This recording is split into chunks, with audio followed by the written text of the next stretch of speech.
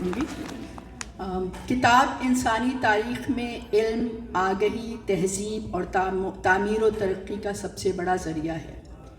کسی بھی کتاب کا وجود میں آنا یعنی شائع ہونا صرف لکھنے والے کے لیے ہی باعث فخر اور خوشی کی بات نہیں، بلکہ پوری ادبی دنیا کے لیے ایک نایاب تحفہ ہے۔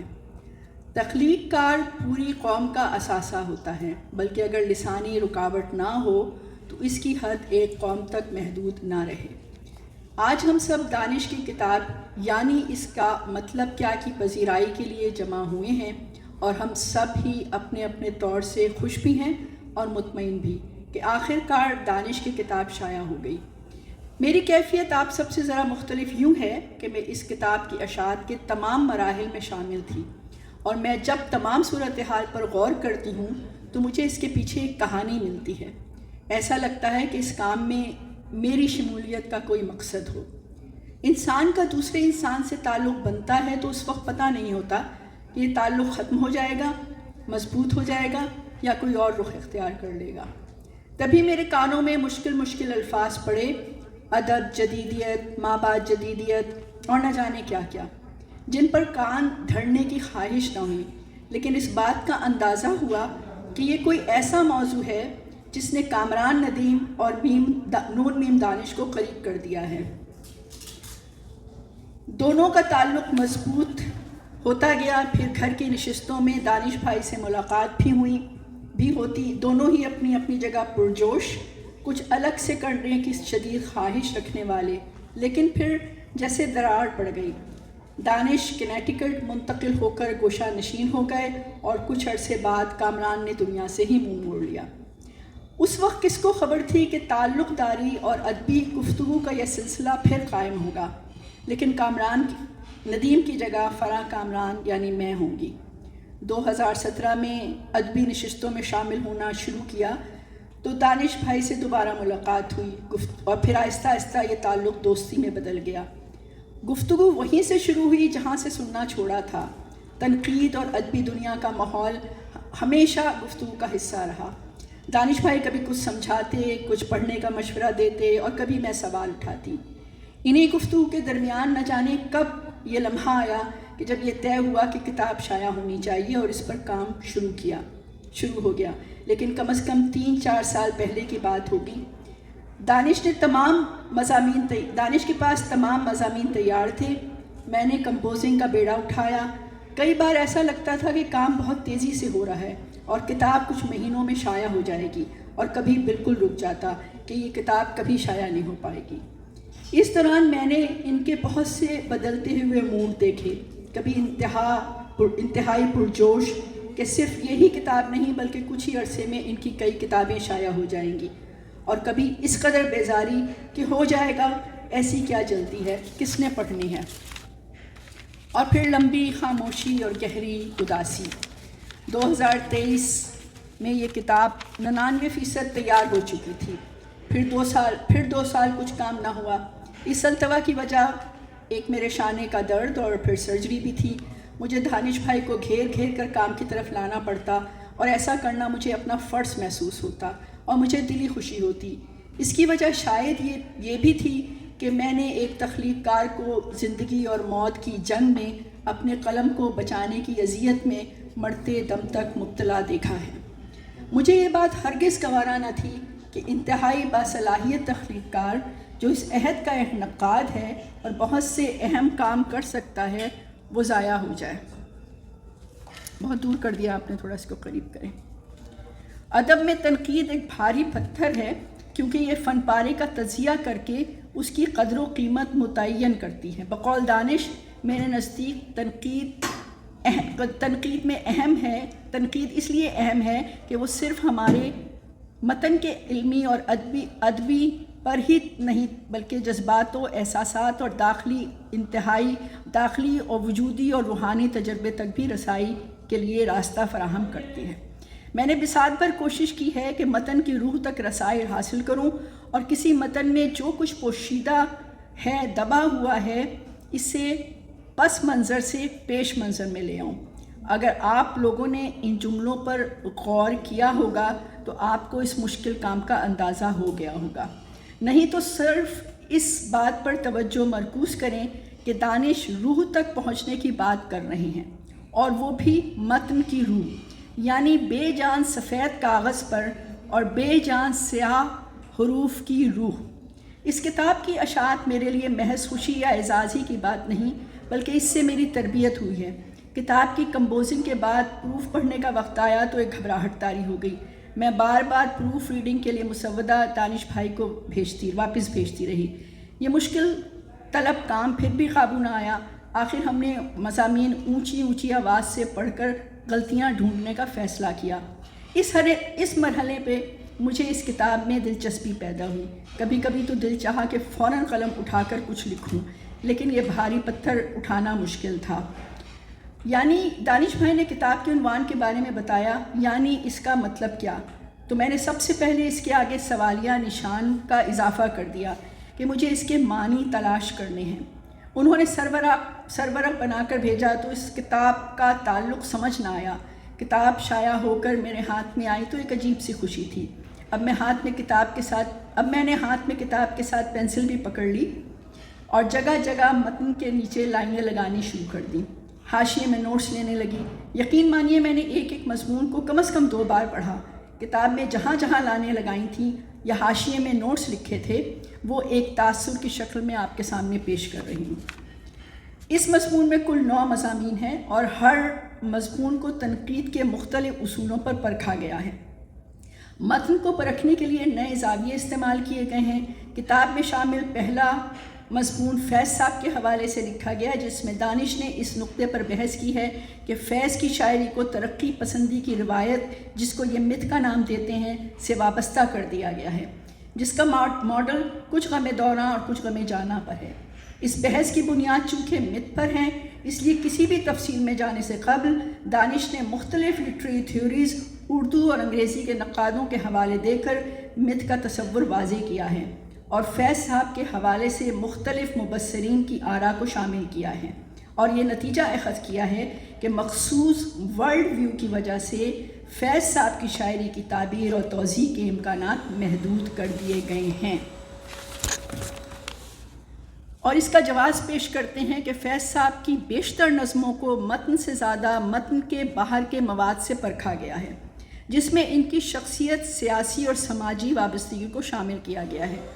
دانش اس بات پر زور دیتے ہیں کہ طے شدہ معانی اور مفاہیم کو رد کر کے فیض صاحب کی شاعری کے متن کو ایک کھلے متن کے طور پر پرکھنے اور نئے معنی کی دریافت کرنے کی ضرورت ہے۔ لمبا تو نہیں ہو گیا؟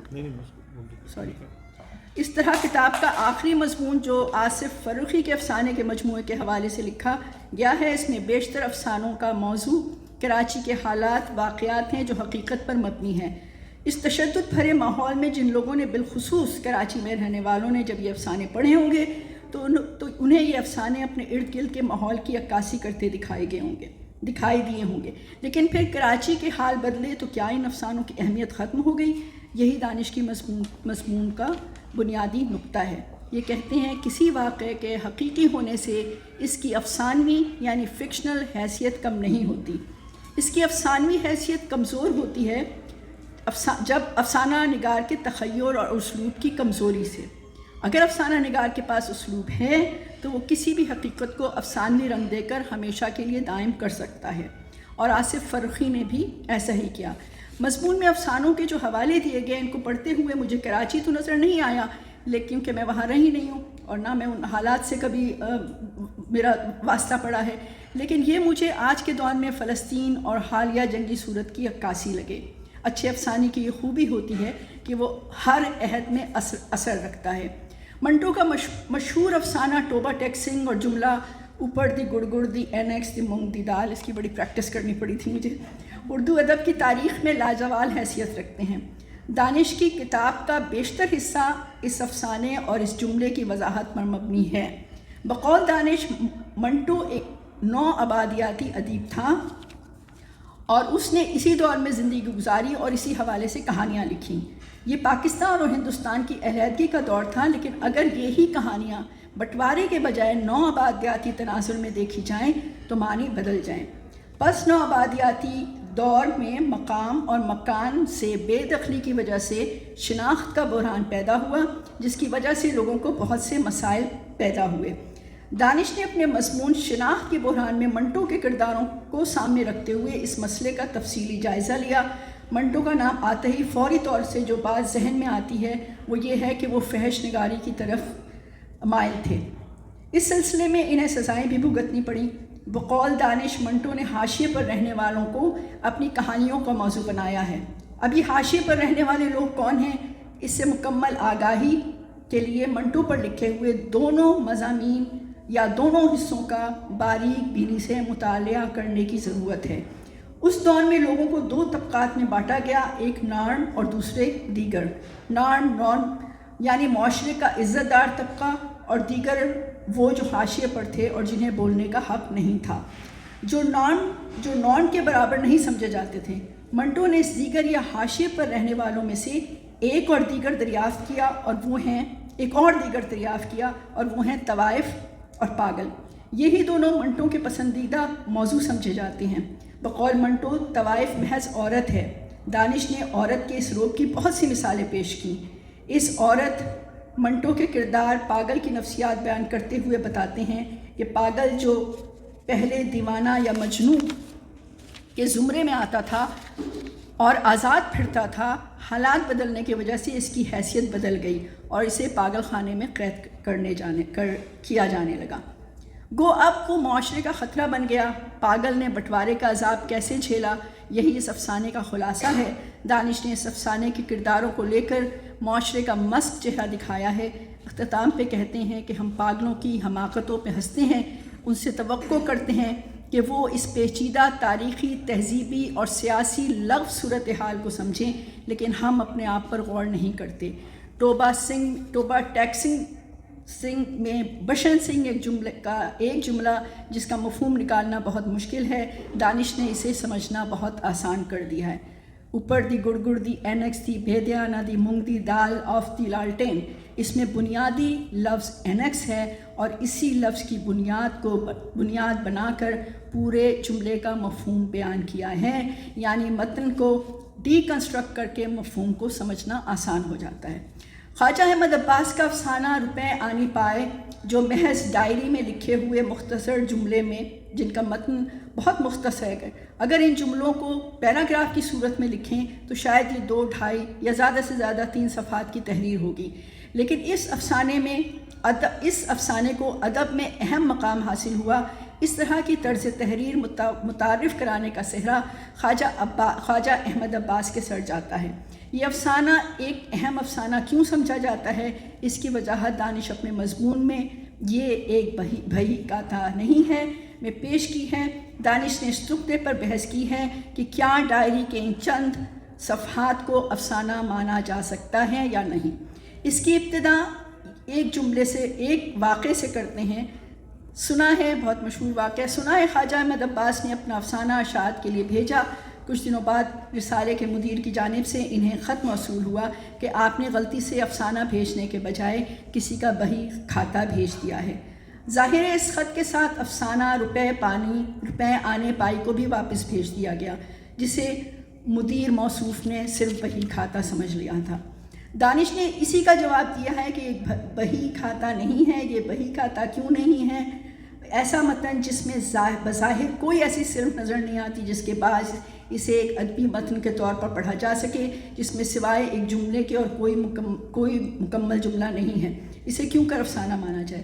ظاہر ہے یہ بہت لمبی بحث ہے اور اس کو چند جملوں میں سمیٹنا آسان نہیں۔ دانش بہت سادہ سے الفاظ میں اس کا جواب یوں دیتے ہیں کہ آپ کی ڈائری، جسے ہر رات سونے سے پہلے آپ لکھتے ہیں، جب تک آپ کی دراز میں پڑی ہے آپ کی ذاتی روداد ہے، لیکن جب آپ اس روداد کو ادبی تحریر یا متن میں قارئین کے سامنے پیش کرتے ہیں تو انہیں اس بات سے کوئی سروکار نہیں رہتا کہ یہ ذاتی ڈائری ہے کہ نہیں۔ اس کا معیار بدل جاتا ہے اور اسے خالص ادبی اور فنی اعتبار سے دیکھا جاتا ہے۔ اب یہ افسانہ اچھا ہے کہ نہیں، اس کا جواب حاصل کرنے کے لیے پہلے افسانے کو غور سے پڑھنے کی ضرورت ہے، پھر اس مضمون کو۔ اس افسانے کے اندر چھپی ہوئی حقیقت کو بیان کرنے کے لیے اس کے متن کو وہی کنسٹرکٹ کیا گیا۔ مشل فوکو کی متعارف کی ہوئی جملوں کی مختلف طریقے سے قرت سے معنی کے بدل جانے کا تصور سامنے رکھا گیا اور روپے آنے پائی کو پرکھا گیا۔ دانش نے اس افسانے میں قاری کے رول کو بھی بہت اہمیت دی، کیونکہ وہ اس متن سے باہر کے متون کی مدد سے اس میں معنی پیدا کرتا ہے۔ یہ افسانہ دراصل آمدنی اور خرچ کا حساب ہے، جس کو پڑھ کر ایک آدمی کی پوری زندگی، اس کے مسائل اور اس کے خواب سامنے آ جاتے ہیں۔ باقی جو مضامین رہ گئے ہیں ان میں بھی میں نے لائنیں لگائی ہوئی ہیں، حاشیے پہ نوٹس لکھے ہوئے ہیں، لیکن وقت کی کمی کے باعث بات کو ختم کرنے سے قبل یہ بتانا چاہوں گی کہ میں نے اس کتاب سے کیا سیکھا۔ میں نے سیکھا کہ تنقید فنی اصولوں کی روشنی میں کسی کام کی علمی اور فنی قدر کا تعین کرنے کا ایک باقاعدہ نظام ہے۔ اس کی اپنی زبان اور اپنی اصطلاحات ہیں۔ پڑھنے کا مطلب صرف پڑھنا نہیں ہے، بلکہ اس کا مطلب متن میں سے نئے معنی دریافت کرنا ہے، اور ایسا کرنے کے لیے متن کو توڑنا ہے اور پھر جوڑنا ہے۔ مختلف طریقے سے انٹرپریٹیشن کے ذریعے متن کے اصل مفہوم تک پہنچنا ہے۔ جو سیکھا ہے اسے رد کرنا ہے تاکہ نئے موضوعات کے لیے راہ ہموار ہو۔ تنقید اصل میں آرٹ کی آڑ میں سائنس ہے، حساب ہے، جس میں جمع، منفی، تقسیم، ضرب، بروئے کار لانا ہے۔ جب یہ بات سمجھ میں آئی تو اندازہ ہوا کہ اس کتاب کا سرورق کتاب کے متن سے کس قدر درست عکاسی کرتا ہے۔